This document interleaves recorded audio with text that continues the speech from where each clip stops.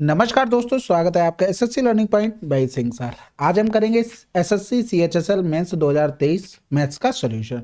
जो पेपर हमारा 10 जनवरी को हुआ था, ठीक है। 2 नवंबर को जो पेपर हुआ था उसका सॉल्यूशन कर लिया हम लोगों ने।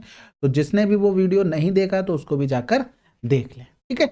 चलो फिर इसको भी स्टार्ट करते हैं और इसको फिनिश करते हैं, देखते हैं इसमें कैसे क्या क्वेश्चन पूछे गए थे। अब देखो, पहला सवाल है, कह रहा है एक पुत्र और पिता की आयु का योग इतना है। 4 वर्ष बाद पिता की आयु पुत्र की आयु की 4 गुना हो जाएगी। पुत्र की वर्तमान आयु क्या है? अब देखो, 4 वर्ष बाद की बात कर रहा है, यानी कि पिता, तो पिता लिख लो और सन दोनों की, यानी कि फादर और सन दोनों का योग करते तो 52 प्लस का 4 वर्ष बाद कितना आ जाता? 60 वर्ष आ जाता। लेकिन इनके रेशियो क्या था? 1:4 था, यानी कि ये कितना हो गया? 5 5 बराबर में 60 हो गया। क्या गुना हो रहा था? 12 गुना। हमें किसकी चाहिए? पुत्र की। तो 1 बराबर क्या हो जाएगा? 12 हो जाएगा। अब हमें चाहिए क्या है भाई? वर्तमान चाहिए, यानी कि 12 से 4 वर्ष हम पहले चले जाएंगे तो कै साल का रहा होगा? 8 साल का। आसान था। अगला सवाल, दो पाइप एक टंकी को अलग अलग तौर पर क्रमशः इतने मिनट में भर सकते हैं। टंकी में लगा एक निकास पाइप प्रति मिनट 40 लीटर पानी निकाल सकता है। यदि तीनों पाइप एक साथ खोल दिए जाते हैं तो टंकी 1 घंटे में भर जाती है। टंकी की क्षमता और धारता ज्ञात कीजिए। देखो, यहाँ पर पाइप थे, 2 भरने वाले थे और 1 खाली करने वाला था। ये 36 मिनट में, 45 मिनट में। इनका एलसीएम लेंगे तो देखो 9 दोनों में कॉमन है और 5 और 4 का एलसीएम 20, यानी कि 180 हो गया, ठीक है। इनकी इफिशियंसी 5 आ गई, इनकी इफिशियंसी 4 आ गई। अब एक चीज समझना, 1 घंटे चले, यानी कि 1 घंटे को हम क्या लिख सकते थे? 60 मिनट में। 60 मिनट में भरने वाले भी चल रहे होंगे, यानी कि 9 की इफिशियंसी से अगर 60 मिनट वो काम करते तो कितना कर लेते? 540। लेकिन हमारी टोटल टंकी तो भैया 180 थी, यानी कि 540 से भरने की जरूरत क्यों पड़ गई? क्योंकि जो एक्स्ट्रा भरा ना, वो खाली करने वाले की वजह से भरा। 14 से 8 गया 6, 4 से गया 3, यानी कि ये कोई खाली करने वाला था। लेकिन जो खाली कर रहा था वो क्या कर रहा था? वो भी किसी इफिशियंसी से कर रहा था। हमने मान लिया एक्स की इफिशियंसी से। और कितनी देर में खाली कर रहा था? क्योंकि 1 घंटा वो भी चला है भाई, खाली करने वाला भी तो बराबर चल रहा है, यानी कि 60 मिनट चला। 1 घंटे में 60 मिनट होते हैं। और कितना काम उसने फैलाया? 360। नहीं फैलाता तो काम इतना ज्यादा थोड़ी ना आता। इसी वजह से आ गया क्योंकि वो पानी निकाल भी रहा था। तो यहाँ पर 6×36, यानी कि एक्स, यानी कि इफिशियंसी 6 हो गई। अगर उसकी इफिशियंसी 6 है तो टोटल काम कितने दिन में कर रहा होगा? यानी कि 180/6, यानी कि 30 मिनट में वो निपटा दे रहा होगा। समझ में आ गई बात? अब देखो, कह रहा था 40 लीटर पानी निकालता है 1 मिनट में, यानी कि 1 मिनट में निकालता है 40 लीटर। तो 30 मिनट में कितना निकालेगा? 100, यानी कि सॉरी 1200 लीटर, ठीक है। तो इस तरीके से आपको अप्रोच करना था। अगला सवाल, एक कारखाने में कार्यरत 100 श्रमिकों का उनके मासिक वेतन के अनुसार आवंटन औसत वेतन 4500 प्रति माह दर्शाता है। यदि माध्यिका वेतन 4900 पाया जाता है तो बहुलक वेतन ज्ञात कीजिए। तो बहुत कुछ नहीं इसमें, सवाल सिर्फ केवल फार्मूला है। आपने फार्मूला पढ़ा होगा, माध्यिका बराबर, और इधर लिख लेते हैं इसे माध्य, और ये हो गया हमारा बहुलक, ठीक है। अब यहाँ पर इसके बराबर में कर लो, बड़े के साथ 3 का गुणा, छोटे का 2 का गुणा, और इधर कर देते हैं प्लस। सिंपल सा मान रख दो। ये फार्मूला अगर आपको पता होगा तो आप आसानी से कर लेंगे। 2 गुणे में औसत कितना दिया था? 4500। और इधर हमको यही बहुलक निकालना जिसको x मान लेते हैं। तो 0 0 हो गया, 3 नेम 27 हो गया, और 3 चौकू 12, 12 और 2 14 हो गया। इधर करेंगे 45 दूनी 90, यानी कि 9000 हो गया। ये आ जाएगा हमारा x का मान, यानी कि 0 0 7 14 से 9 गया तो 5, ये आंसर आ गया 5700। तो यहाँ पर क्या सिंपल सा एक ही चीज तो आपको पता होना चाहिए था, केवल ये फार्मूला। अगर ये आपको अच्छे से याद है तो आपको कितने टाइम लगना था। अगला सवाल, अच्छा इसमें किसी को इंग्लिश की तो जरूरत नहीं है क्योंकि वो भी लिख दें। तो देखो यहाँ पर ये तो सभी को पता होगा, मीडियन होगा, और ये हमारा मीन होगा, और ये हमारा मॉड होता है, ठीक है। तो ये सिंपल फार्मूला है। अगला सवाल, a hollow cube is made of paper to have a volume of 512 cubic units. How much paper in square units will be required to make the cube? देखो, हमें कुल मिलाकर टोटल सरफेस एरिया निकालना है, किसका? क्यूब का, जो होता है 6a²। यानी वॉल्यूम दिया गया था आपको 512, यानी कि a बराबर में 8 हो गया, यानी कि 64 गुणे में 6, 6 चौक 24, यूनिट डिजिट से काम हो गया। अगला सवाल, एक लंब आयताकार डिब्बे की माप की लंबाई इतनी मीटर और चौड़ाई इतनी, ऊंचाई इतनी है। 6 सेंटीमीटर 5 और इतने आयामों वाले साबुन के केकों को डिब्बे में इस प्रकार पैक किया जाना है कि डिब्बे में कोई खाली जगह ना बचे। डिब्बे में कितने केक पैक किए जा सकते हैं? ऑप्शन देखो सिंपल सा, बिल्कुल अलग अलग है, हमें कुछ भी चेंज करने की जरूरत नहीं है। यानी कि यहाँ पर 16 गुणे में 90 गुणे में 60 और बराबर में 6 गुणे में 5 गुणे में 40 और ये एन साबुन रहे होंगे तब हमारा वॉल्यूम बराबर हुआ है। अब गुणा गुणा भाग कर लो बस। 6 पंजे 30, 30 तियां 90 हो गया, ठीक है। 20 दूनी 40 हो गया, 20 तियां 60 हो गया, 2 अट्ठे 16 हो गए, 8 तियां 24 तियां 72। किसी में 72 आ रहा है? बिल्कुल, आंसर लगा दो। कुछ भी चेंज करने की जरूरत नहीं कि मीटर सेंटीमीटर में क्या है क्या नहीं है।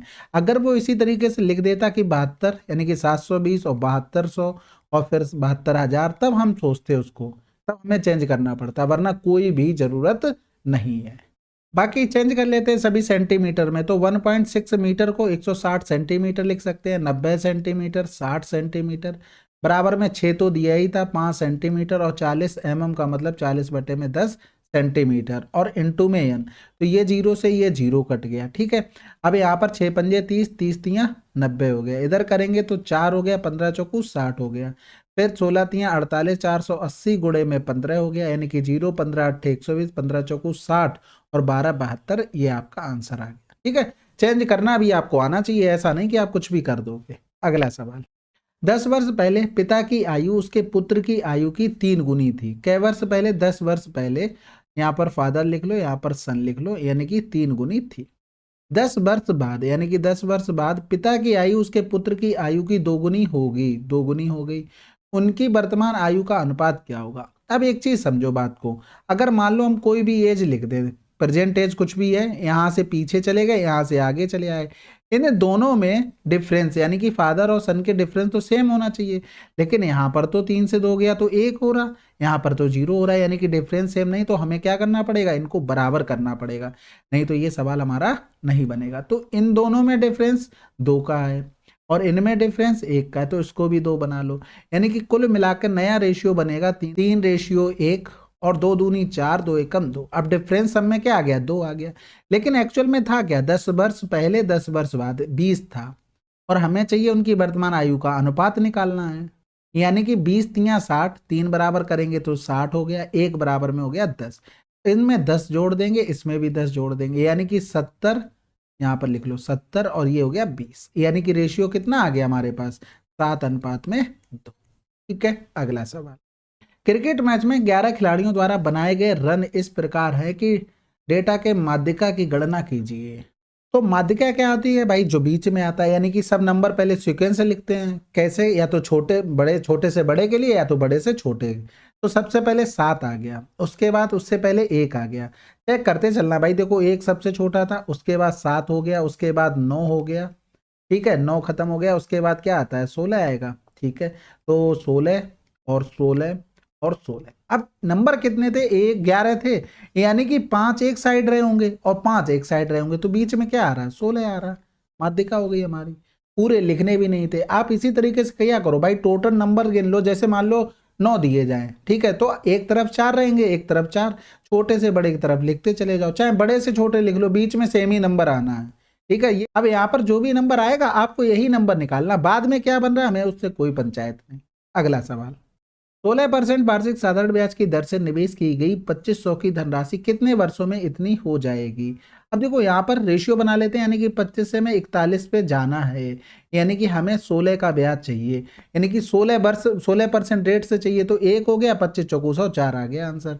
ये तो सिर्फ फार्मूला यूज किया है और कुछ नहीं मैंने यूज किया है। 16% इंटू में टाइम हो गया, बटे में 100, बराबर में हो गया 16, तो ये तो कैंसिल आउट हो गया, टी बराबर में 4। अगला सवाल, 7786 की धनराशि को एबीसी के बीच इस प्रकार बांटा जाता है कि ए की धनराशि और बी की धनराशि का अनुपात इतना है, बी की धनराशि और सी की धनराशि का अनुपात इतना है, बी को प्राप्त होने वाली धनराशि ज्ञात कीजिए। तो देखो ए और बी का यानी कि 3:4 है, बी और सी का 12:13 है, यानी कि जो भी मल्टीपल होगा वो 4 का भी होगा, 3 का भी होगा, तो 1 तो चला गया। अब 3 का देखते हैं, 5 3 8 8 8 16 हटा दो, 7 1 8, 8 3 11, 11 में 8 जोड़ देंगे 19 हटा दो, 7 2 9, 9 4 13, 13 में 8 जोड़ देंगे 21, 3 का मल्टीपल है, आंसर लगा दो। ये तभी किया करो जब आपको लगता है आपके पास टाइम नहीं है। अगर टाइम है तो एग्जैक्ट आप निकालो। यहाँ पर था ही क्या, 12 हो गया, इसमें 3 का गुणा होगा, ये 3 3 का 9 हो गया, इधर 13 का 13 हो गया। अब 9 2 11 हो गया, 21 21 और 3 24, 34 34 बराबर में दिया गया था, 77 86। हमें निकालना क्या था, यहाँ पर 12 बराबर कर देंगे, यानी कि 17 77 पहले लिख ही लो पूरा, 34 गुणे में 12 हो गया, 2 छक्के 12 हो गया, यहाँ पर 17 हो गया, इधर करेंगे तो 17 चौकू 68 हो गया, 9 बच गया तो 17 पना 85 हो गया, 13 बच गया, 17 अट्ठे 136 गुणे में 8, 6 अट्ठे 48, 6 पंजे 30 और 4 34, 6 चौक 24, 24 और 3 27, आंसर आ गया। ठीक है, अगला सवाल, एक्स वाई जेड में एक्स वाई इतना, वाई और एक्स जेड इतना, क्यू वाई जेड पर एक बिंदु इस प्रकार है कि एक्स क्यू कोण एक्स का समद्विभाजित करता है, तो वाई क्यू और क्यू जेड का मान। अब यहाँ पर देखो एक्स क्यू यानी कि एक्स ऊपर रख लो, ये वाई हो गया, ये जेड हो गया, एक्स वाई हमको 5 दे दिया था, एक्स जेड हमको 7 दे दिया था, और एक्स क्यू यानी कि इस तरीके से बना होगा, ये कोण समद्विभाजक हो गया। ठीक है, और हमको कुछ दिया गया, कुछ नहीं दिया गया, यानी कि बाई क्यू और क्यू जेड का मान पूछ रहा था भाई, सिंपल 5:7 आंसर हो गया। ये तो आसान होते भाई, देखो ये प्रॉपर्टी आपको पता होनी चाहिए, अगर ये प्रॉपर्टी नहीं पता एंगल बाई सेक्टर के तो फिर दिक्कत होगी। जो रेशियो भाई यहाँ पर ए और बी में होता है वही सी और डी में होता है, ये हमेशा याद रखो एंगल बाई सेक्टर की प्रॉपर्टी में। ठीक है, अगला सवाल, 69 और 92 के बीच आने वाली अभाज्य संख्याओं का औसत बताना है। देखो बहुत बार हमने जब PYQ जब से करवा रहे तब से ये नंबर बता रहे, 44 22 322 321, ये याद कर लो। ठीक है, हमें देखो 69 से स्टार्ट करना, 92 पे खत्म, 92 से पहले 91 आता है जो 13 का मल्टीपल है, यानी कि ये भी प्राइम नंबर नहीं है। कुल मिलाकर हमें 80 तक चेक करना है, यानी कि लास्ट वाला ये चला गया, ये चेक करना है। 69 के बाद 70 आता जो कि एक प्राइम नंबर नहीं, यानी कि ये भी लाइन चली गई। अब हमारे पास बचा क्या है, 71 वाली लाइन बची हुई है, यानी कि ये हो गई हमारी 71 की लाइन, ये 81, यानी कि ये हमें 5 नंबर निकालने हैं। ठीक है, तो यहाँ पर 3 नंबर, पहले तो 71 हो गया, 73 हो गया, 79 हो गया, इधर करेंगे 2 नंबर, एक तो 81 तो होगा नहीं, 83 हो गया और 89 हो जाएगा। ठीक है, जोड़ लेते हैं, 3 1 4 9 4 13, 13 और 3 17 हो गया, 13 3 16 और 16 9 25, यहाँ से लगा 2 हो गया, 7 21, 21 और 2 23, 23 में 8 जोड़ देंगे 31 और 8 39, 5 नंबर से भाग कर दो, 5 7 35, 5 9 45। अगला सवाल, एक चुनाव में 90% मत पाने वाला उम्मीदवार 800 मतों के अंतर से चुना जाता है, डाले गए कुल मतों की संख्या, यानी कि 90 10 80, आंसर आ गया। भाई देखो टोटल 100% वोट रहे, 90% एक को मिले तो 10% दूसरे को, कितने से हारा जीती हुई, 80 से, 80 बराबर में 800 हो गया। ठीक है, कै गुना, 10 गुना, हमें 100 बराबर निकालना था, 10 गुना इसका भी कर दो, 1000 आंसर। अगला सवाल, ये तो सिंपल है भाई, 25 प्लस का इधर हो जाएगा 25 बटे में 10 आ जाएगा, यानी कि 2.5, इधर 25 बटे में 2 जीरो आ जाएंगे, यानी कि 0.25, इधर 3 3 6, यानी कि 3 के बाद पॉइंट आ जाएगा 0.025, तो लास्ट में 5 आ गया, फिर जोड़ेंगे तो 5, यानी कि 2 और आ जाएगा, 5 2 7, फिर जोड़ेंगे तो ये 5 2 7। ठीक है, तो यही तो आंसर मिल गया, बात खत्म हो गई। ठीक है, ज़्यादा मेहनत नहीं करनी पड़ी वैसे। अगला सवाल करते हैं, यदि ब्याज दर पहले वर्ष के लिए इतने % प्रति वर्ष और दूसरे वर्ष के लिए इतनी थी, तो 2 वर्षों में 6000 का चक्रवृद्धि ब्याज बताना है। अब देखो 2 साल का इफेक्टिव रेट निकाल लो, फार्मूला सभी को पता है, a प्लस का b प्लस का ab अपॉन में 100 होता है, तो 2.5 प्लस का 2 प्लस का 2.5 इंटू में 2 अपॉन में 100 हो गया, तो 2 यानी कि 4.5 प्लस का 25 दूनी 50, पॉइंट चला गया, यानी कि 0.05 हो गया। ठीक है, तो इधर जोड़ देंगे 4.55% आ गया, यानी कि 6000 का हमें 4.55% निकालना था, यानी कि 2 जीरो तो इससे चले गए, 1 जीरो तो इससे चला गया, 6 पंजे 30, नीचे वाला जीरो चला गया, 6 पंजे 30 और 3 33, यूनिट डिजिट से काम हो गया, 6 चौक 24 और 3 27, आंसर। अगला सवाल, सुदर्शन और अब्राहम 2 रिक्तियों के लिए साक्षात्कार के लिए उपस्थित हुए, बहुत बढ़िया बात है। सुदर्शन के चयन की प्रायिकता 1/3 है और अब्राहम के चयन की प्रायिकता 1/5 है, उनमें से किसी के भी चयनित ना होने की प्रायिकता ज्ञात कीजिए। अब देखो चयन होने की 1/3 इसकी थी, यानी कि 1/3, यानी कि 3 में से एक बार चुना जाता है तो कितनी प्रायिकता होगी नहीं चुनने की, 2/3। इधर कह रहा था कि 1/5, इधर 1/5 में चुनना, यानी कि 5 में से एक बार चुना जाता है, प्रायिकता कितनी बार नहीं है, 4/5। बस इन दोनों का गुणा कर दो, यानी कि 4 दूनी 8, 5 तिया 15 आंसर। ठीक है, सिंपल था बिल्कुल। जिसने बेसिक क्लियर कर रखा होगा, अच्छे से पढ़ रखा होगा, कर लेगा। अगला सवाल, इसको देखो, पहले तो क्यूब, यानी कि ये क्यूब हट जाएगा इस वाले से। ठीक है, अंदर देखो 7 की पावर 3, ये क्यूब, यानी कि ये निकल के बाहर आ जाएगा 7। ये वाला क्यूब इससे कट जाएगा, अंदर 6 लिखा था, यानी कि गुणे में 6, आंसर आ गया 42। अगला सवाल, ए बी को 33% लाभ पर एक घड़ी बेचता है और बी उसे 20% की हानि पर सी को बेचता है। सी इतने का भुगतान करता है, तो ए के लिए मूल्य क्या था? पैसे को, सिंपल सी बात है, 532 का भुगतान किया। 33% लाभ का मतलब 133 हो गया, 20% की हानि का मतलब 80 हो गया। ठीक है, 8 चंग 48, 8 से तो कटेगा नहीं, 4 तियां 12 हो गया, 4 तियां 12 1 13, 4 से कट गया, 4 दूनी 8 हो गया। ऊपर दुनिया भर के 100 रहे होंगे, यानी कि 5 आ रहा है, किसी में आंसर लगा। पूरा लिखने की जरूरत नहीं कि ये प्राइस रहा होगा, फिर 133/100 कर रहे, फिर आप 80/100 कर रहे, फिर बराबर में 532, फिर इतना कैलकुलेशन नहीं लिखनी है, स्टेप से कटिंग जितना आप माइंड में कर सकते हो।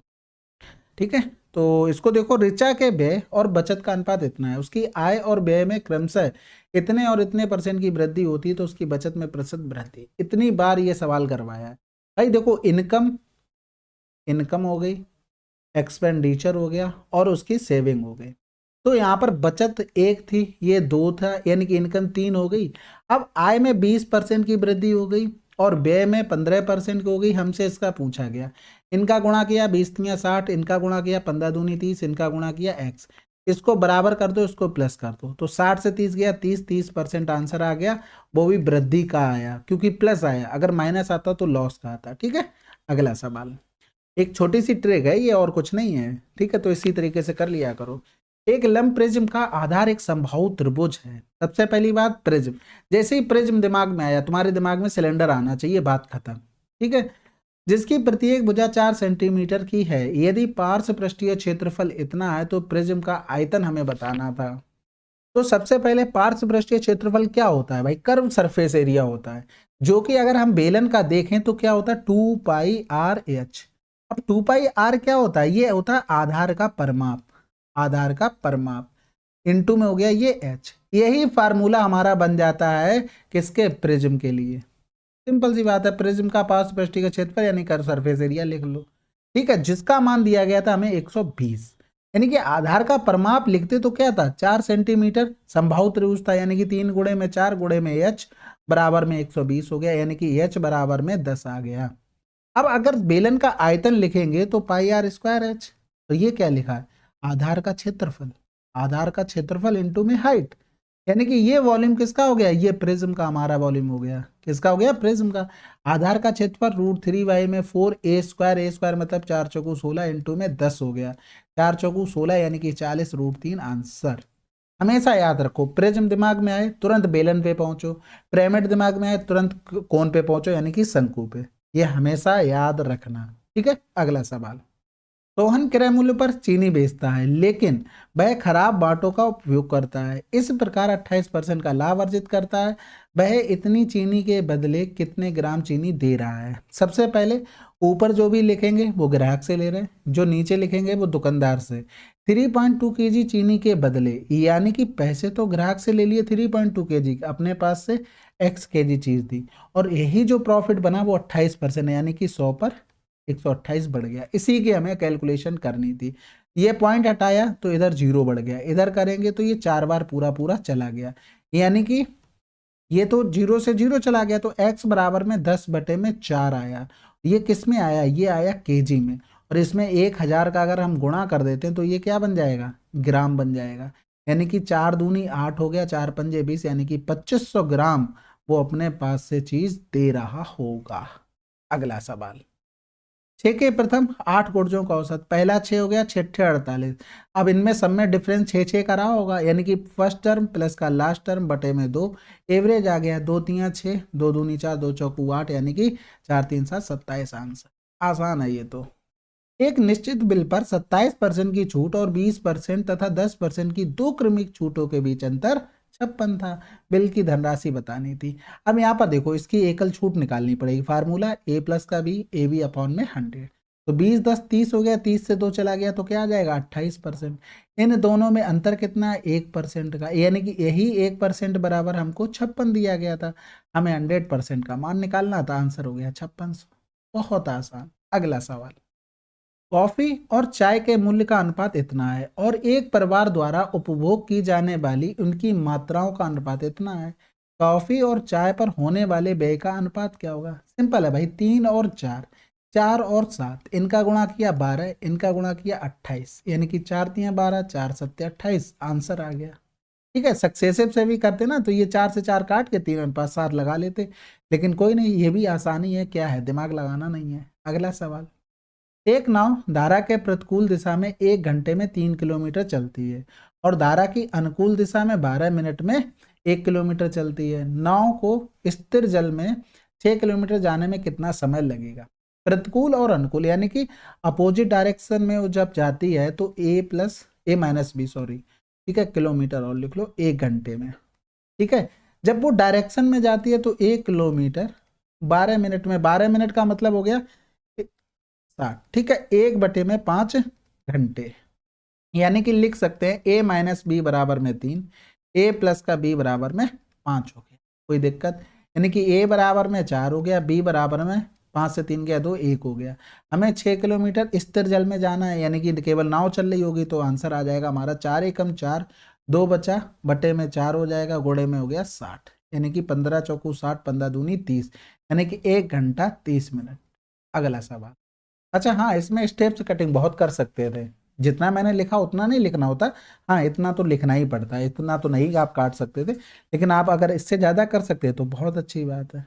अगला सवाल करते हैं, जब सूर्य का शीर्ष लंब 45 डिग्री की तुलना में 30 डिग्री होता है तो समतल जमीन पर खड़े एक टावर की छाया 40 मीटर अधिक लंबी बनती है। टावर की ऊंचाई देखो, ये इस तरीके से कुछ रहा होगा यहाँ से, ठीक है, ये यहाँ पर पहले 45 डिग्री बन रहा था, कुछ समय बाद भाई ये पहुंच गया यहाँ पर, यानी कि 30 डिग्री, तो छाया 40 मीटर अधिक लंबी बनती है, यानी कि 40 मीटर अधिक, तो ये ही तो होगी अधिक, ये लंबी बन गई। ठीक है, तो अब यहाँ पर हमें क्या निकालना है? टावर की ऊंचाई, तो मान मानने पड़ेंगे, इसके अलावा इसमें तो कुछ है नहीं ऐसा। ये अगर 1 है तो हमारे पास ये भी 1 होगा, क्योंकि यहाँ पर 90 बन रहा होगा। चित्र पर मत जाना, उसे थोड़ा लकवा हो गया, लेकिन आप भावनाएं समझना। ठीक है, ये 45 हो गया, ये पूरा देखेंगे तो ये 60 हो गया, यानी कि ये जब 1 है तो 30 वाले पे जाते हैं तो 3 पास में आ जाएगा, 3 पास में आ जाएगा, मतलब हो गया ये पूरा कितना हो जाएगा? √3 हो जाएगा। ठीक है, आपको पता है कि √3 माइनस का 1, क्योंकि ये √3 है, ये 1 है, तो घटाएंगे तभी तो इसका मान आएगा, यानी कि इसका मान कितना दिया गया था? 40 दिया गया था। हमें भाई साहब निकालने के लिए क्या बोला था? 1 का मान, यानी कि 1 बराबर निकालेंगे तो 40 बटे में √3 माइनस का 1, तो ऊपर नीचे √3 + 1 का गुणा कर देते हैं, तो यहाँ से करेंगे तो 40 √3 + का 1, नीचे बन गया क्या? A-B, A+B का होल, A² B² हो जाएगा, यानी कि तो, यानी कि ये क्या हो गया? 20, यानी कि 20 √3 + का 1, ये आंसर आ जाएगा। अगला सवाल, एक त्रिभुज के 2 कोणों की माप 3:7 के अनुपात में है, यदि इन दोनों मापों का योग तीसरे कोण की माप के बराबर है तो सबसे छोटा कोण ज्ञात कीजिए। तो कहने का मतलब है 3 और 7, ठीक है, ये थे। अब तीसरे कोण के क्या कह रहा था? इन दोनों का योग, यानी कि ये 10 है, तो तीसरा कोण तो यही तो रहा होगा 10, यानी कि कुल मिलाकर 7 3 10 20 हो गए तीनों कोणों का मान, तो इसी का मान तो 180 हो गया, सबसे छोटा, यानी कि 3 बराबर निकालना था। तो ये क्या गुना हो रहा था? 9 गुना, इसका भी 9 गुना 27। समझ गए ना भाई? कह रहा था इन दोनों का योग तीसरे कोण के बराबर है, तो तीसरा कोण 10 हो गया ना, इन दोनों का योग के बराबर। अगला सवाल, एक तिर्यक छेदी रेखा 2 समानांतर रेखाओं को प्रतिच्छेद करती है और तिर्यक छेदी रेखा के एक ही तरफ के 2 अतिरिक्त कोणों के बीच का अंतर 40 डिग्री है। 2 आंतरिक कोणों में से सबसे छोटा कोण ज्ञात कीजिए। अब देखो, ये सिंपल सा प्रॉपर्टी वाला सवाल है। ये देखो, 2 समांतर रेखाएं हो गई, त्रियक छेदी रेखा, यानी कि ये त्रियक छेदी रेखा हो गई। कह रहा था एक ही तरफ, यानी कि एक ही तरफ ये दोनों कोण हो गए, इनका अंतर अगर ये A हो गया, ये B हो गया, यानी कि A-B हमको 40 दे दिया था, लेकिन हमें प्रॉपर्टी से इसका कुछ मान भी पता है। क्या पता है भैया? A+B हमेशा क्या होता है? 180 होता है। अगर इतना ज्ञान होगा तो आप आसानी से इसको कर लियोगे, इसके अलावा इसमें कुछ भी नहीं था, यानी कि A+B बराबर 180। हमें छोटा निकालना है, यानी कि B का मान, दोनों का डिफरेंस 2 का भाग, यानी कि 140 बटे में 2 कर देंगे 70। बड़ा पूछता दोनों को जोड़कर 2 का भाग, तब भी आंसर आ जाता। अगला सवाल।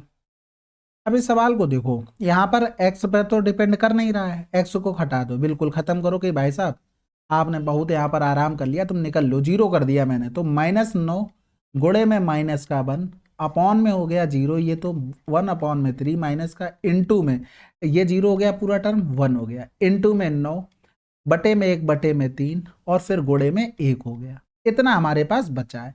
अब ऊपर करेंगे, ये देखो माइनस, इस माइनस से चला गया, ये माइनस तो रहेगा, यानी कि आंसर माइनस में आएगा। तो हमारे पास 2 ऑप्शन तो ऑलरेडी कट चुके हैं। इधर करेंगे 9 नेम 81 हो गया, और ये 3 तिरका 9, ये दोनों ऊपर चले जाएंगे, यानी कि 9 एकम 9, 9 अट्ठे 72, 729, वो भी माइनस। सिंपल था। बेसिक से बनाने जाते थोड़ा टाइम लगता है, ऐसे आपने आराम से कर लिया। अगला सवाल। एक आदमी ने 2 अलग अलग अवलोकन बिंदुओं P और Q से क्रमशः 60 और 30 के उन्नयन कोण पर बिजली के एक खंभे के शीर्ष का अवलोकन किया। यदि P और Q के बीच की दूरी 10 मीटर है तो खंभे की ऊंचाई ज्ञात कीजिए। तो देखो सिंपल, ये खंभा रहा एक, ठीक है, ये यहाँ पर हो गया और इसको इस तरीके से मिला दिया, ये यहाँ से रहा। बड़ा कोण हमेशा आगे बनता है, छोटा कोण हमेशा पीछे बनता है, ये तो चीजें आपको पता होंगी इन जनरल में। अब यहाँ पर क्या करा था, इन दोनों के बीच, ठीक है, ये तो हमारा हो गया P, ये हो गया Q, यहाँ से यहाँ पर 10। अगर इसकी एक छोटी सी प्रॉपर्टी याद कर लोगे तो ज़्यादा फायदे में रहोगे, और नहीं कर लोगे तब कोई बात ही नहीं। ये इनका रेशियो होता है हमेशा, जब 30 और 60 डिग्री दिए जाए, 2 और 1 का रेशियो हमेशा होता है, यानी कि ये 2 है तो ये कितना हो गया, 5 हो गया। यानी कि अब इसे 30 वाले पे जाएंगे तो 30 हमें साथ में लाना पड़ेगा, यानी कि 3 साथ में आ जाएगा, तो 5√3 ये हमारी हाइट आ गई। ठीक है, तो ये हमेशा आपको याद कर लोगे तो बेटर है, नहीं याद कर लोगे तब भी हो जाएगा, लेकिन तब थोड़ा सा टाइम लगेगा। देखो मैं बताता हूँ उसको भी करके, जैसे अभी हमने पिछला किया था, इसको हम कुछ भी मान लेते, जैसे 1 माना, तो 1 माना तो ये कितना हो जाता, 1/√3 हो जाता, और ये पूरा 30 के साथ आ जाता, तो ये √3 ये पूरा हो जाता। हमें दिया गया था √3 माइनस का 1/√3 का मान 10 दिया गया था, हमें 1 बराबर निकालना था, यानी कि 10 बटे में 3 में से गया 2 हो गया, √3 ऊपर पहुंच जाता, तो √3 ऊपर पहुंच गया, 2 पंजे 10 यानी कि 5√3 आ जाता। ठीक है, तरीके से हमारा आंसर आ जाता। ठीक है, अगला सवाल। एक विद्यालय के 35 गैर शिक्षण स्टाफ सदस्यों सहित सभी 40 कर्मचारियों का औसत इतना है। यदि गैर शिक्षण स्टाफ सदस्यों का औसत वेतन इतना है तो विद्यालय के शेष स्टाफ का औसत वेतन क्या होगा। सबसे पहले 35 और 40, इसमें 40 में 35 तो गैर शिक्षण हो गए, तो 5 हमारे कौन से हो गए, जो शिक्षित हैं, बढ़िया आदमी होंगे, यानी कि ये रेशियो अगर बनाए 5 एकम 5, 5 सत्ते 35 हो गया। सभी लोगों का एवरेज 4000 था, इसमें गैर शिक्षण 42 होता है, लेकिन रेशियो में 7:1 था, यानी कि इनका अगर डिफरेंस करते तो कितना आ जाता, 200। तो 1 बराबर में 200 है, तो 7 बराबर में कितना हो जाएगा, 1400 हो जाएगा। लेकिन आपको एक चीज और पता होनी चाहिए एलिगेशन में, ये तो सभी को पता होगा, पता होना क्या चाहिए कि अगर एक नंबर ज्यादा है तो दूसरा नंबर क्या होगा, कम होगा, यानी कि 4000 माइनस का 1400 हमारा, सॉरी 1400 आंसर आ जाएगा, यानी कि 0 0 10 से 4 गया तो 6, 3 से गया 2, आंसर आ गया क्या, 2600। आसान था ना। अगला सवाल। अब अगला एक सवाल क्या, चलिए फिर 10 जनवरी की, ठीक है, 2024 जो शिफ्ट हुई थी हमारी, केवल शायद 145 लोग अपीयर हुए थे इसमें, और काफ़ी सरल सवाल थे, यानी कि मैं कहूँगा कि जो फर्स्ट पेपर आया था उसमें ज़्यादा अच्छे लेवल के सवाल थे। तो हो सकता है अगर नॉर्मलाइज करते हैं तो नंबर बढ़ेंगे, नहीं करते तो कोई बात नहीं, क्या ही करोगे, 1600 वैकेंसी है, अच्छी खासी कट ऑफ तो जाएगी। ठीक है, क्योंकि इसमें CGL वाले सभी लोग बैठते हैं, जो अच्छे खासा पेपर निकाल के जॉब कर रहे हैं वो भी बैठते हैं, कोई बात नहीं, इनसे आपको स्ट्रगल करना ही पड़ेगा, आपको अपनी मेहनत पर 100% भरोसा रखना पड़ेगा और 100% देना पड़ेगा। ठीक है, कोई सजेशन हो तो कमेंट कीजिएगा, सॉल्यूशन कैसा लगा कमेंट बॉक्स में लिखिएगा। मिलते हैं अगले वीडियो में, तब तक के लिए जय हिंद जय भारत।